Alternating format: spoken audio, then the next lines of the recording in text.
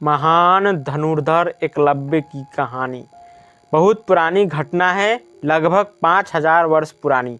जब भारत में कुरुवंश का शासन बहुत चर्चित था, उन दिनों एक भील बालक था जिसका नाम एकलव्य था, जो भीलों के राजा का पुत्र था। एकलव्य एक सुंदर गठीले बदन वाला एक होनहार बालक था और अपनी उम्र के बालकों से बहुत भिन्न था। छोटी उम्र से ही उसके स्वप्न थे, स्वयं के विचार थे, जिसके कारण सभी उससे प्रभावित थे। एक दिन भीले राजा अपने पुत्र एकलव्य को बड़ी गंभीरता से देख रहे थे और विचार में थे। एकलव्य उन्हें बहुत खोया खोया और बेचैन दिखाई दे रहा था। अन्य बच्चों की तरह उसका मन बचपन की शरारतों में नहीं बल्कि किसी उलझन में उलझा दिखाई दे रहा था। पिता पुत्र एकलव्य से इस गंभीरता का कारण पूछते हैं। तब एकलव्य अपने दिल की बात अपने पिता से कहता है, पिताजी, मैं एक धनुर्धर बनना चाहता हूँ और इसकी शिक्षा मैं गुरु द्रोण से लेना चाहता हूँ। यह सुन पिता सोच में पड़ जाते हैं।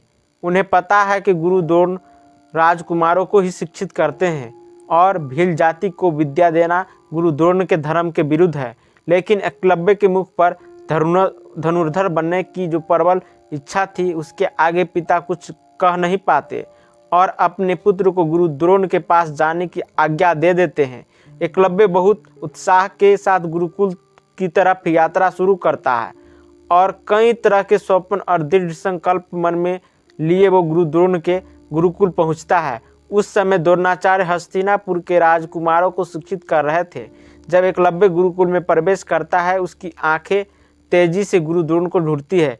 उसने कभी द्रोण को देखा नहीं था, लेकिन उसके अंतरपटल में उनकी एक विशेष छवि थी और वो उसी छवि को ढूंढता है।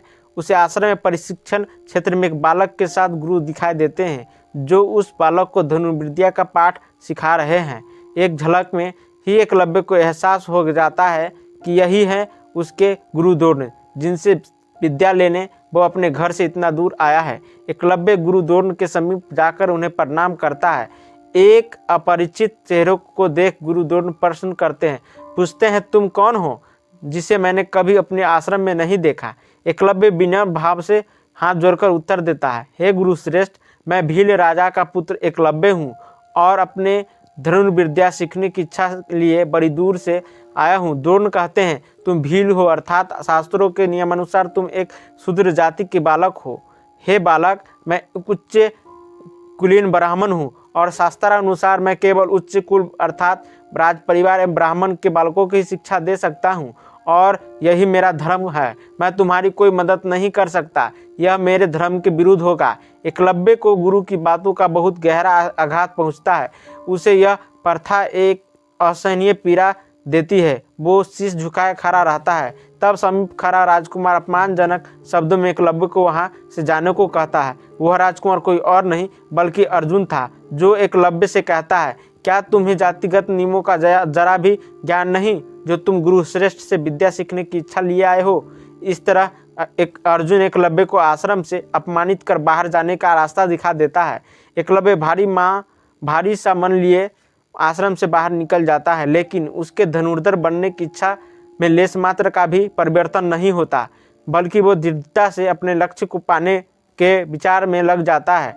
अपने क्षेत्र में आकर वो जंगल एक शांत स्थान को चुनता है, उसे स्वच्छ करता है, वहाँ गुरु द्रोण की एक भव्य प्रतिमा बनाता है और दिन प्रतिदिन उनकी पूजा कर धनुर्विद्या का अभ्यास करता है। अपनी लगन एवं गुरु के प्रति निष्काम श्रद्धा के कारण एकलव्य की कला दिन प्रतिदिन निखरती जाती है। वो एक महान धनुर्धर बनने की दिशा में आगे बढ़ता जाता है। कुछ वर्षों बाद एक दिन एकलव्य जंगल में अभ्यास कर रहा था, तभी एक कुत्ता भौंकने लगता है, जो उसके अभ्यास में विघ्न डाल रहा था। पहले वो भौंकने की आवाज़ को नज़रअंदाज करता है, लेकिन बहुत देर होने पर उसे गुस्सा आ जाता है और वो अपना धनुष उठाकर कुत्ते की तरफ निशाना साधता है और बिना कुत्ते को आघात किए उसके मुंह में तीरों को इस तरह डाल देता है कि कुत्ते का मुंह खुला रह जाता है, लेकिन उसे जरा भी दर्द नहीं होता। इस तरह उसका भौंकना बंद हो जाता है। उस समय उस वन में कुछ दूरी पर गुरु द्रोण के साथ सभी राजकुमार भी अभ्यास कर रहे थे। तब सभी की नज़र उस कुत्ते पर पड़ती है, जिसे एक देख गुरु द्रोण आश्चर्यचकित रह जाते हैं और उसके मन में यह जिज्ञासा उठती है कि यह कौन महान धनुर्धर है जिसने इसे इतने अच्छी तरह से इस कुत्ते को का भौंकना बंद किया। द्रोण उससे मिलने की इच्छा प्रकट करते हैं और सभी के साथ वन में उस महान धनुर्धर की खोज में निकल पड़ते हैं।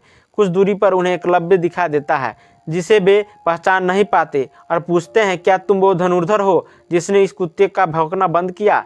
एकलव्य उसी विनम्रता से प्रणाम करते हुए हाँ में शीश झुकाता है। गुरु द्रोण कहते हैं, हे शिष्य, मैं तुम्हारे गुरु से मिलना चाहता हूँ जिसने तुम्हें इस काबिल बनाया है। तब एकलव्य शीश झुकाकर कहता है, मेरे महान आदरणीय गुरु का नाम गुरु द्रोण है। यह सुन द्रोण आश्चर्य से कहते हैं, यह कैसे संभव है? द्रोण, मेरा नाम है और मैं तुम्हारा गुरु नहीं हूँ। एकलव्य द्रोण को उसकी प्रतिमा दिखाता है और भूतकाल में हुई वो घटना याद दिलाता है। हे गुरुवर, मैं वही भील बालक हूँ जो आपसे शिक्षा ग्रहण की इच्छा लिए गुरुकुल में आया था। तब आपने मुझे शूद्र कहकर मुझे ना कह दिया था, लेकिन मेरी इच्छा प्रबल थी, इसलिए मैंने आपकी प्रतिमा के सामने दिन प्रतिदिन आपको गुरु मानकर अभ्यास किया और एक धनुर्धारी बन सका।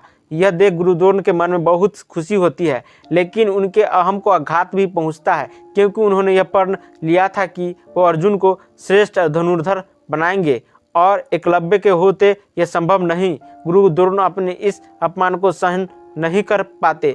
तब गुरु द्रोण एकलव्य कहते हैं, तुमने शिक्षा तो प्राप्त कर ली, पर क्या तुम जानते हो शिक्षा के बदले गुरु को गुरु दक्षिणा दी जाती है? क्या तुम मुझे गुरु दक्षिणा नहीं दोगे? यह सुनकर एकलव्य बहुत खुश होता है। उसके लिए तो यह बड़ी बात थी कि गुरु द्रोण ने उसे अपना शिष्य कहा और वो कह देता है, हे गुरुवर, यह मेरा धन भाग्य होगा अगर मैं आपके शिष्य के रूप में गुरु दक्षिणा दे सकूं। आप जो कहेंगे मैं आपको अवश्य दूंगा। द्रोण कहते हैं, एक बार सोच लो, अगर तुम ना दे सके तो तुम्हारी विद्या व्यर्थ हो जाएगी। एकलव्य कहता है, आप जो कहेंगे मैं प्राण देकर भी दूंगा। गुरु द्रोण बड़ी क्रूरता से कहते हैं, हे महान धनुर्धर, मुझे गुरु दक्षिणा में तुम्हारे दाहिने हाथ का अंगूठा चाहिए।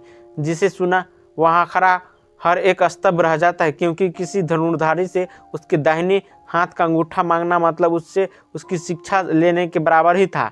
लेकिन गुरु द्रोण को अर्जुन को ही श्रेष्ठ बनाना था, जो कि एकलव्य के होते नहीं हो सकता था। एकलव्य मुस्कुराते हुए अपने कमर से बंधे चाकू को निकालता है और बिना किसी विपदा के अपने दाहिने हाथ का अंगूठा काटकर अपने गुरु को गुरु दक्षिणा देता है। उसके ऐसा करते ही गुरु द्रोण को आत्मग्लानि होती है, लेकिन वो अपने प्रण के आगे निष्ठुर बन जाते हैं।